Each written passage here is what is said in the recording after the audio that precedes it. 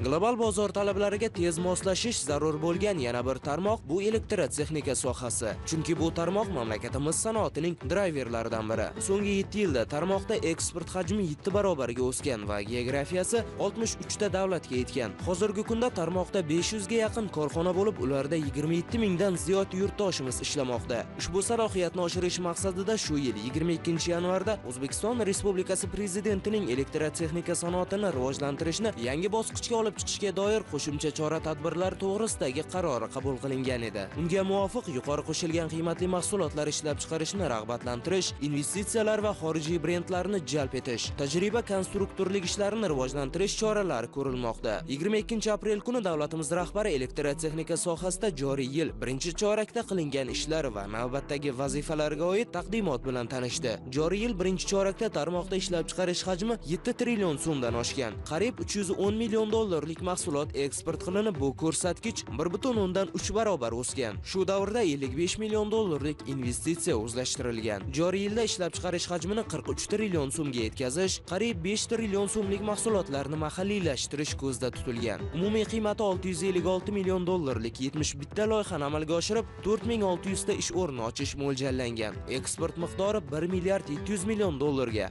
geografiyasi 68 ta mamlakatga yetishi kutilmoqda. Davlatimiz rahbari dunyodagi iqtisodiy tebranishlar sharoitida elektrotexnika sanoatida ham rivojlanish trayektoriyasini to'g'ri tanlab, bozor talablariga tez moslashish muhimligini ta'kidladi. Mahalliylashtirishni chuqurlashtirib, yuqori qo'shilgan qiymatli mahsulotlar olish, zamonaviy texnologiyalarga moslashib, malakali kadrlar tayyorlash zarurligi qayd etildi. Hurmatli Prezidentimiz eksport bozorlarida ushlab qolish, balki eksportni jadal rivojlantirish yuzasidan bir qator ko'rsatmalarni berdilar. Ya'ni bugungi kunda elektrotexnika sanoati jahonda yuz berayotgan barqaror bo'lmagan bir muhitda tayyorgarligini oshirish, o'zini yangicha yondashuvni belgilash yuzasidan ko'rsatmalarni berdilar. Bunda alohida yana e'tiborni xom ashyoni chuqur qayta ishlovchi korxonalarga qo'shimcha sharoitlar yaratish orqali eksport bozorlariga chiqish yuzasidan bir qator topshiriqlarni berdilar.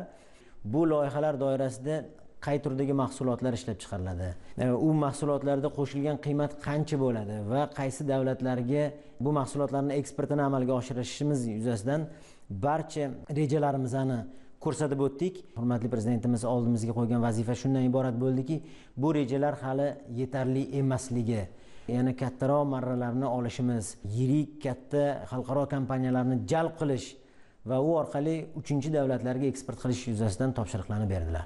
Shu hafta davlatimiz rahbari diqqat markazida bo'lgan 3 ta yo'nalish: investitsiya, iqtisodiy barqarorlikni ta'minlash bo'ldi.